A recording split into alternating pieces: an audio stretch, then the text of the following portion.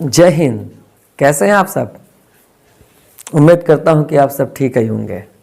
ठीक है, तो बिना किसी देरी के हम शुरू करते हैं अगले सवाल की ओर। 1.16 और 1 पॉइंट एक साथ देखते हैं भाई क्या है इसमें।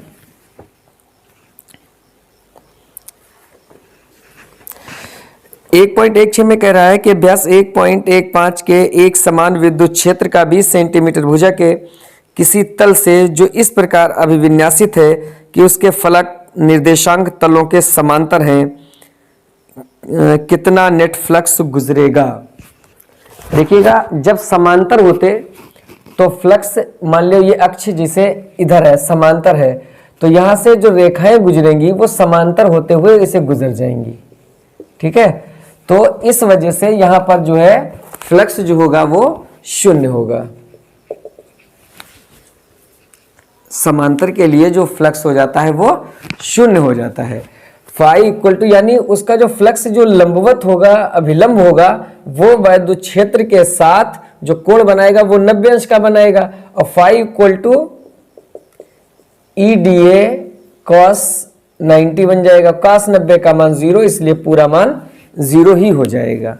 ठीक है, अगला देखिएगा, तेरा किसी काले बॉक्स के पृष्ठ पर विद्युत क्षेत्र की सावधानी पूर्वक ली गई माप या संकेत देती है कि बॉक्स के पृष्ठ से गुजरने वाला नेट फ्लक्स 8 गुणे 10⁻³ न्यूटन मीटर स्क्वायर प्रति कूलाम है। बटे कूलाम कर दो या कूलाम की घात -1 कर दो,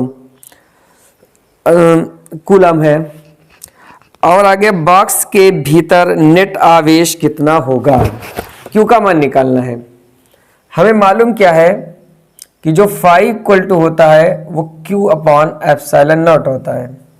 किसके लिए? जब कोई तल, किसी तल की वजह से किसी बिंदु पर आवेशित जो वैद्युत फ्लक्स होता है वो कितना होता है? Phi equal to Q/ε0। अब यहां से Q बराबर हो जाएगा φε0, या ε0 कहो या ε0 कहो, दोनों बोले जाते हैं। अब यहां से फाई का जो मान है 8 गुणे 10⁻³ ε0 का मान कितना होता है? 8.85 गुणे 10⁻⁻12।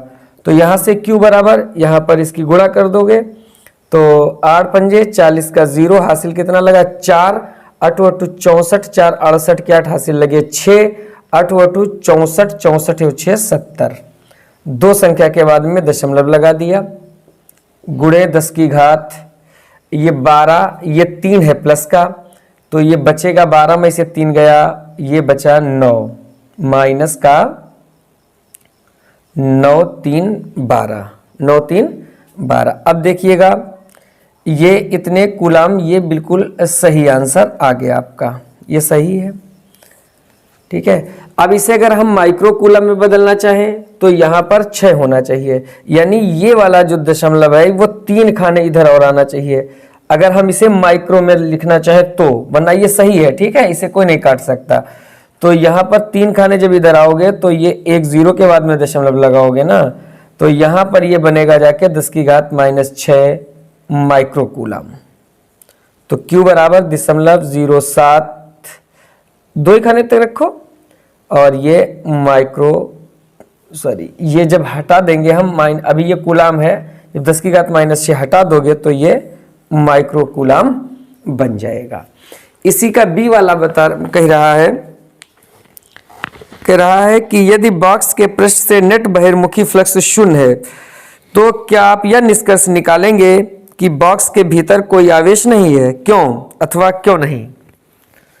ये हम इस वजह से नहीं कह सकते, इसका हम मतलब लिखने वाला है वो ऐसे लिख देंगे कि यदि बॉक्स के पृष्ठ से नेट बहिर्मुखी फ्लक्स शून्य है तो हम यह निष्कर्ष नहीं निकाल सकते कि बॉक्स के भीतर कोई आवेश नहीं है, क्योंकि आवेश यदि धनात्मक और ऋणात्मक दोनों प्रकार के आवेश अगर समान हैं तो वो एक दूसरे के प्रभाव को निरस्त कर देते हैं। हालांकि होते हैं, लेकिन वो दोनों एक दूसरे के प्रभाव को निरस्त कर देते हैं, और इस वजह से हमें जो नेट आवेश है वो शून्य प्रतीत होता है। समझ गए? तो इस वजह से हम ये नहीं कह सकते। क्यों नहीं कह सकते? क्योंकि धनात्मक आवेश और ऋणात्मक आवेश के समान होने पर वे एक दूसरे के प्रभाव को निरस्त कर देते हैं। ठीक है, इसमें ये तो लिखने वाला यही लिख देंगे। अब हम अगले क्वेश्चन पर चलते हैं। तो इसके बाद अब ये देखते हैं अगला सवाल 1.18। इसमें दिया गया है चित्र के अनुसार 10 सेंटीमीटर भुजा के किसी वर्ग के केंद्र से ठीक 5 सेंटीमीटर ऊंचाई पर कोई 10 माइक्रोकूलम आवेश रखा है। इस वर्ग से गुजरने वाले वैद्युत फ्लक्स का परिमाण क्या होगा? संकेत के लिए आपको बताया गया है कि वर्ग को 10 सेंटीमीटर किनारे के किसी घन का एक फलक मान लीजिएगा। तो इसके लिए हम क्या करेंगे? कह रहा इस फलक को मान लिया कि कोई इसे घन मान लिया गया कि इसे ऊपर की ओर इधर की ओर बनाया गया, एक डिब्बा के तरीके का मान लिया गया है। और उस डिब्बे, एक पूरे डिब्बे में यानी एक कोई घन में 6 फलक होते हैं भाई। एक ऊपर वाला, नीचे वाला, एक ऊपर वाला, एक इस सिरे का, एक इधर साइड का, एक उधर का, एक इधर का। ठीक है, 6 फलक होते हैं। तो इसे मान लिया गया। अब भुजा है 10 सेंटीमीटर, तो जो घन होगा उसकी ऊंचाई भी 10 सेंटीमीटर होगी। तो 5 सेंटीमीटर पर हमें वैद्युत फ्लक्स ज्ञात करना है। वैद्युत फ्लक्स जो होता है phi = Q/ε0। ये क्या होता है? वैद्युत फ्लक्स क्या होता है कि किसी तल से, जिस भी तल वैद्युत क्षेत्र में रखे हुए किसी काल्पनिक तल से गुजरने वाली वैद्युत बल रेखाओं की जो माप होती है, बल रेखाओं की माप जो है वो वैद्युत फ्लक्स कहलाती है। तो यहां पर जो इसका जो वैद्युत फ्लक्स होगा, क्योंकि टोटल से गुजरने वाला वैद्युत फ्लक्स Q/ε0 है, तो खाली एक तल से जो गुजरने वाला वैद्युत फ्लक्स हो जाएगा वो 1/6ε0 हो जाएगा। क्यों हो जाएगा? क्योंकि ये जो होता है वो 6 फलक होती हैं, तो एक ही फलक की बात यहां पर हो रही है। अब यहां पर रख दो सबके मान। Q बराबर 10 की घात -5 बटे ε0 8.85 गुणे 10 की घात -12। अब देखो phi = 10 की घात, ये 12 ऊपर जाएगा, 12 माइनस का ऊपर जाएगा, प्लस का हो जाएगा, तो 10 की घात 7 बचेगा। 10 की घात 7। इस वाले 6 की 8.85 में गुणा कर देते हैं, तो 6 पंजे 30 का 0 हासिल कितना लगा? 6 पंजे 30 हासिल लगे 3, 6 अठे 48, 48 और 3 51 का एक हासिल लगे 5, 6 पंजे 30 का जो हासिल लगे 3 और 6 अठे 48, 48 3 51 का एक हासिल लगे 5 और 6 अठे 48, 48 और 5 53। 2 संख्या के बाद में दशमलव लगा दिया हमने। अब ये 53 है, समझ लीजिए आप। तो ऊपर से हमने 100 निकाल लिए हैं अलग। ये गुणे 10 की घात कितना बच गया? 5। 2 संख्या के बाद यहां पर दशमलव लगा है। अगर ये दशमलव हटाएंगे तो ऊपर 2 0 और बढ़ा दीजिएगा, तो यहां पर ऊपर हो गया 10,000, यहां पर हो गया ये 53 10। 1 से 1 0 और कैंसिल, ऊपर बचा 1000, नीचे बचे 531, ये 10 की घात 5। ये अब phi = ये लास्ट 1000 को 531 से भाग दिए देते, तो 531 का पहाड़ा एक ही बार जाएगा ना, तो 531। 10 में से 1 गया 9, 9 में से 3 गया 6, 9 में से 5 गया 4, ये लगाया दशमलव, बढ़ाया 0। अब ये पहाड़ा आपका चला जाएगा 5 अठे 40, 5 नीम 45, लेकिन 3 नीम 27, 200 करीब हो जाएगा। तो ये 8 बार चला जाएगा। 8 एकम 8, 8 तियां 8 एकम 8, 8 तियां 24 के 4 हासिल लगे 2 और 8 पंजे 40 और 2 42। एक बार और देखते, 8 एकम 8, 8 तियां 24 के 4 हासिल लगे 2, 8 पंजे 40, 2 42। 10 में से 8 गया 2 और यहाँ 8, 8 में से 4 गया 4, 6 में से 2 गया 4, दशमलव लगाए। और चाहो निकाल लो, और निकाल लो, 4420। तो 8 बार और चला जाएगा, फिर वही लिख दो 4248, इतने रखते हैं। तो 1.88 गुणे 10 की घात 5 newton metre square coulomb inverse. अब इसके बाद चलते हैं अगले सवाल। अब ये अगला सवाल देखते हैं 19वां पहली प्रश्नावली का, कि 2 माइक्रोकूलम का कोई बिंदु आवेश किसी किनारे पर 9 सेंटीमीटर किनारे वाले किसी घनीय गाउसीय पृष्ठ के केंद्र पर स्थित है। पृष्ठ से गुजरने वाला नेट फ्लक्स कितना है? यानी ये केंद्र पर स्थित है कोई घन तरीके से, तो किसी तल द्वारा किसी बिंदु पर जो वैद्युत फ्लक्स होता है वो हमें निकालना है। तो phi equal to Q upon epsilon 0। तो फाई इक्वल टू क्यू यही 2 गुणे -6 और बटे एप्सिलॉन 8.85 गुणे 10 की घात -12। फाई इक्वल टू ये ऐसे ही रहा, ये 2 संख्या के बाद में दशमलव, ये 885 हो गया।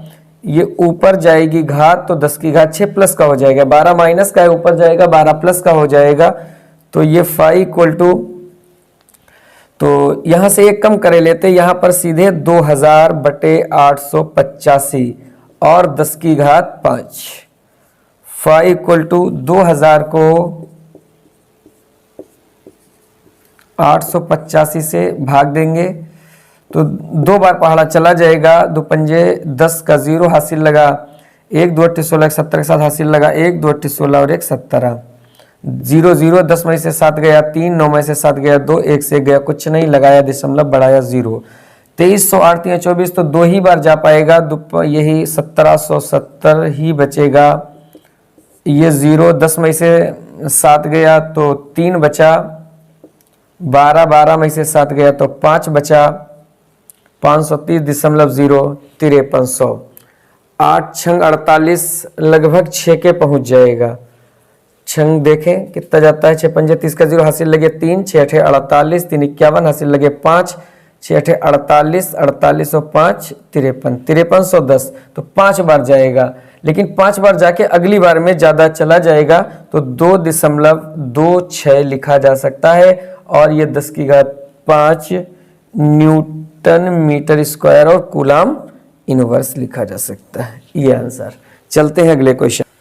अब इसके बाद देखते हैं 1.20 यानी पहले अध्याय का 20वां सवाल कि किसी बिंदु आवेश के कारण उस बिंदु को केंद्र मानकर खींचे गए 10 सेंटीमीटर त्रिज्या के गोली गाउसी पृष्ठ पर जो वैद्युत फ्लक्स है वो कितना है? 1 गुणे 10 की घात 3 न्यूटन मीटर स्क्वायर और कूलाम स्क्वायर है। वैद्युत फ्लक्स जो यहाँ पर है ये ऋणात्मक दिया गया है तो हम भी लगा देते हैं। और कह रहा यदि गाउसी पृष्ठ की त्रिज्या को दूना कर दिया जाए, त्रिज्या जो है वो कह रहा दूनी कर दी जाए तो पृष्ठ से कितना फ्लक्स गुजरेगा? फ्लक्स जितना गुजरता था उतना ही गुजरेगा। क्यों सर उतना ही क्यों गुजरेगा? चूंकि गाउस के अनुसार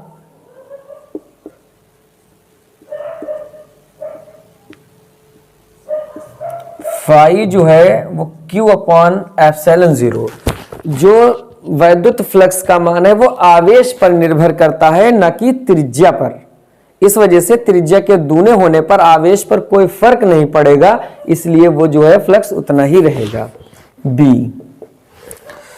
बी वाले में क्या कहा गया है?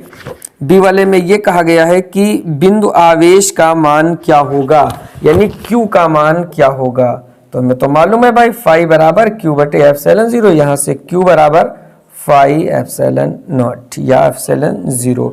तो फाई का मान -1 गुणे 10 की घात 3 8.85 गुणे 10 की घात -12, Q बराबर -8.85 गुणे 10 की घात -9 कूलाम। अगर ये यहाँ से हटाना चाहो 10 की घात -9 तो लिख दो तुम 8.85 नैनो कूलाम, n कूलाम यानी नैनो कूलाम। ठीक है, तो ये 20 न्यूमेरिकल हमने पहले अध्याय में आपको लगवा दिए, 20 न्यूमेरिकल आपको पहले अध्याय में लगवा दिए हैं। ठीक है, तो अब कोशिश करते हैं जो 2-4 बचे हैं उन पर आप ट्राई करिएगा और हम अगले लेक्चर से दूसरा अध्याय शुरू करते हैं। ठीक है, तो अपना ध्यान रखिएगा, मिलते हैं नेक्स्ट लेक्चर में। Thank you.